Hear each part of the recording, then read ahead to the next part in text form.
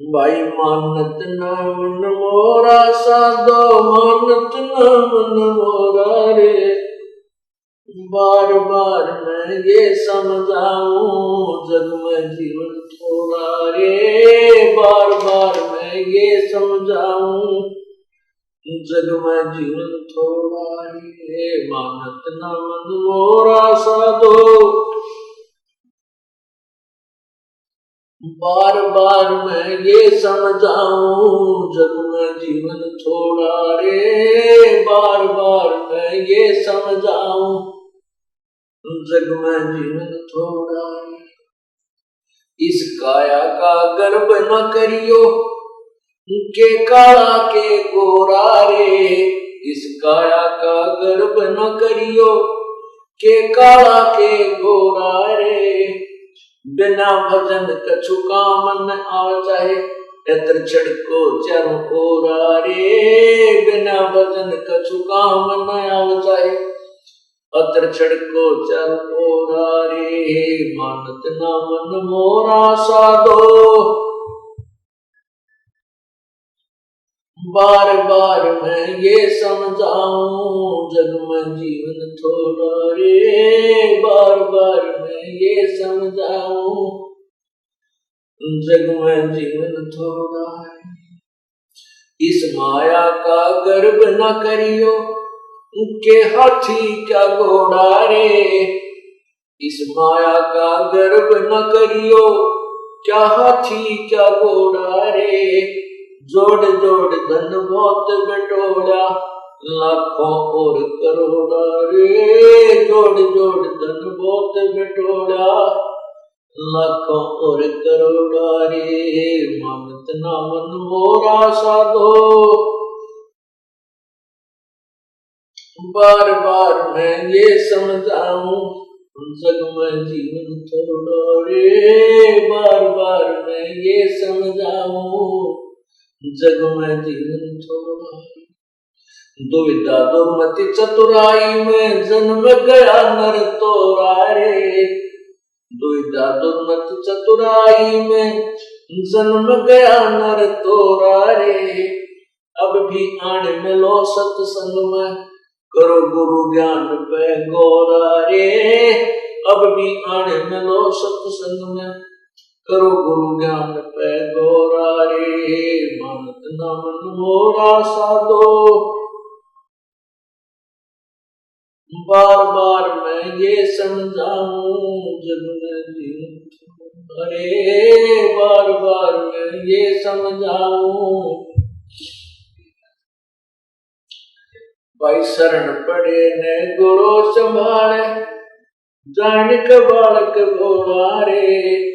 गुरु शरण पड़े को गुरु संभाले, जानिक बालक भोला रे।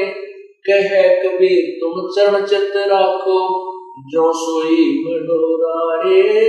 कहे कबीर तुम चरण चित राखो, जो सोई मडोरा रे।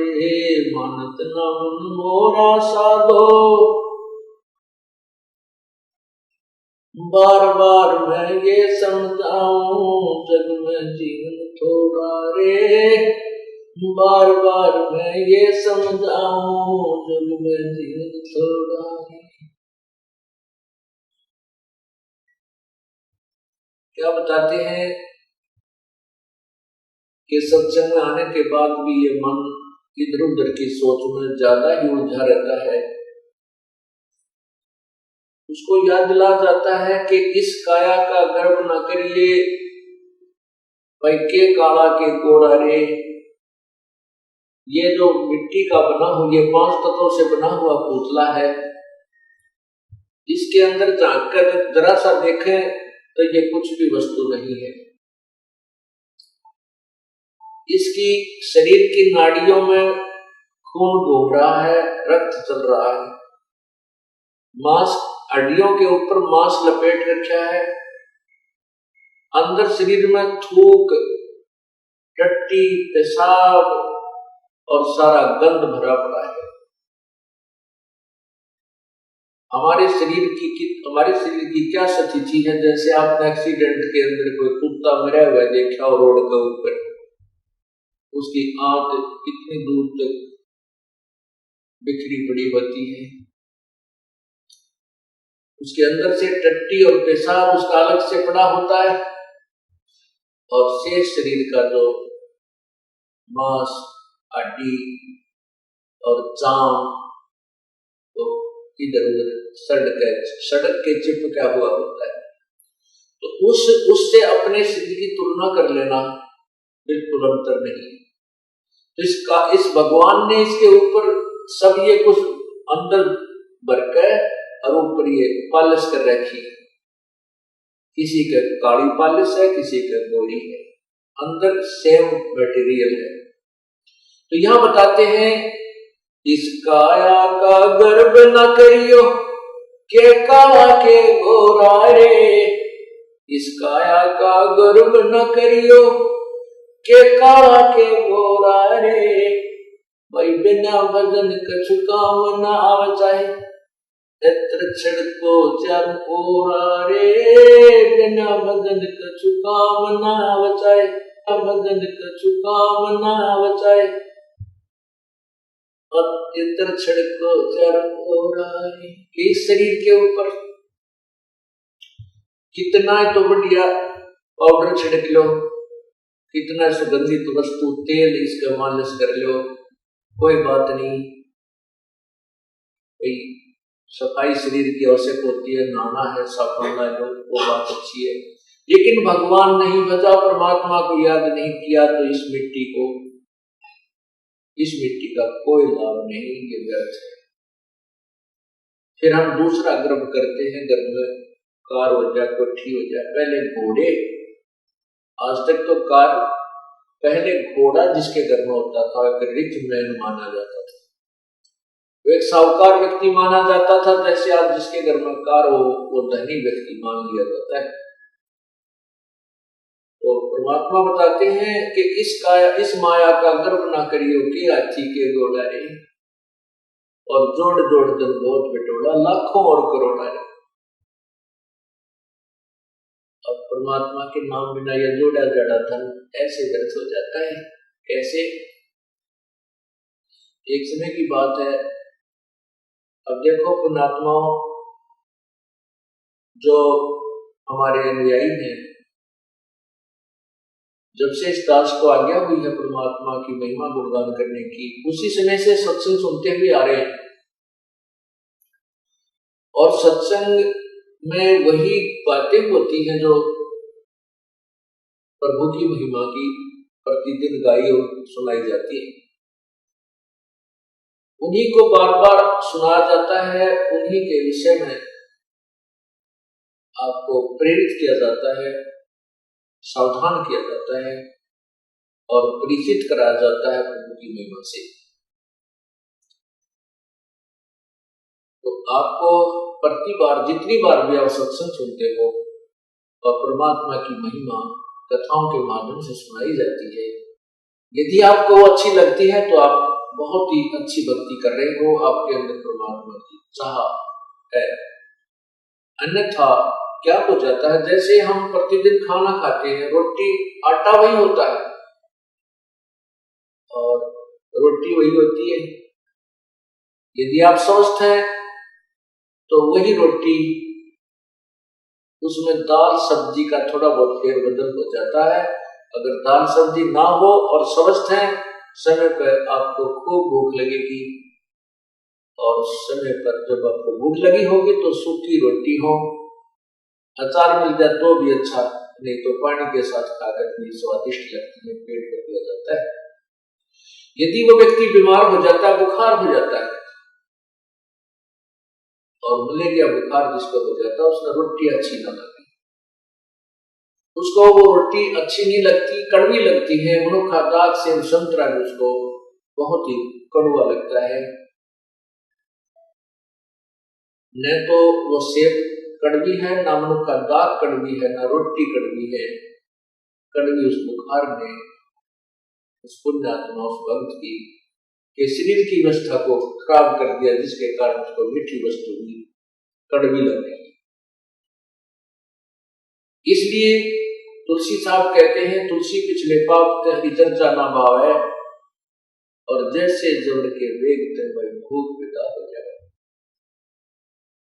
जब हमारे ऊपर पाप कर्मों का दबाव बढ़ जाता है, बुखार बन जाता है, तो हमारे को परमात्मा की महिमा रूपी उनका दाग कड़वी लगती है, अच्छी नहीं लगती, स्वादती नहीं, रुचि नहीं बनती सुनने को, आनाकानी करता है।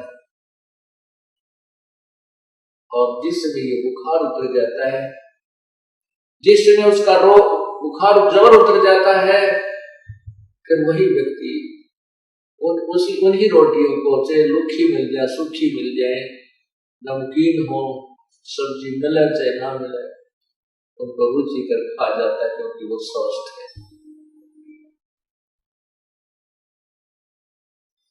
जिस प्रकार ज्वर उतरने के उपरांत स्वस्थ व्यक्ति सुबह शाम उन्हीं रोटियों को रुचि खाता है, उसके मन में रुचि नहीं बनती, तो वह स्वस्थ है। इसी प्रकार जिस समय आपके पाप कर्म सत्संग में आने से नरम हो जाएंगे, बदन शिवन से कम हो जाएंगे, आपको परमात्मा की चर्चा इतनी स्वादिष्ट लगेगी कि आप बेसब्रे हो जाओगे। आपको चाहे 100 किलोमीटर पर जाकर भी सत्संग सुनना पड़े, 400 किलोमीटर भी जाना पड़ जाए, आपको ऐसी भूख लगेगी, आप पहुंच जाओगे, क्योंकि आपके वो पाप कर्म समाप्त हो चुके हैं, जो जिन्होंने आपके मन में, आपकी आत्मा में बुखार बना रखा था, जोर बना रखा था। आप स्वस्थ हो गए, आपकी आत्मा स्वस्थ हो गई है। अब इसको राम नाम की चर्चा की भूख लगती है। तो जैसे भी जो भी प्रतिदिन खाना हम खाते हैं, प्रतिदिन अच्छा लगता है, तो हम स्वस्थ हैं। और जिस दिन अरुचि होगी, समझो बीमार हो जाएंगे। उसका ट्रीटमेंट क्या है, उसका उपचार क्या है? उपचार यही है कि उस रोग को खत्म करने के लिए कड़वी गोलियां ही खानी पड़ती है। गोलियां, दवाई, औषधि कड़वी होती है, और चाहे रुचि ना हो औषधि खाने की, कड़वी भी लगती हो, खानी ही पड़ती है। और कड़वी औषधि खाने से रोग कट जाता है।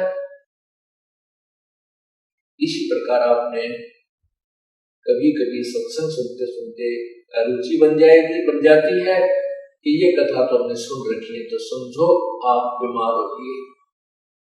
आपके अंदर पाप कर्मों का कोई दबाव कहीं ना कहीं से बन चुका है, और यदि आपके अंदर गदगद होती है, चाहे आपने 100 बार सुन रखी है, 1000 बार सुन रखी है कथाएं, और उतनी ही रुचिकर, और रुचिकर क्या, उसको सुनने के बाद फिर रोम रोम खड़े हो जाते हैं, कितनी बार सुने, क्योंकि वो तो हर बार सुनने और हर बार याद रखने की बातें हैं। फिर आपकी भक्ति, आपका जो ज्ञान है वो स्वस्थ है, आप ठीक चल रहे हैं।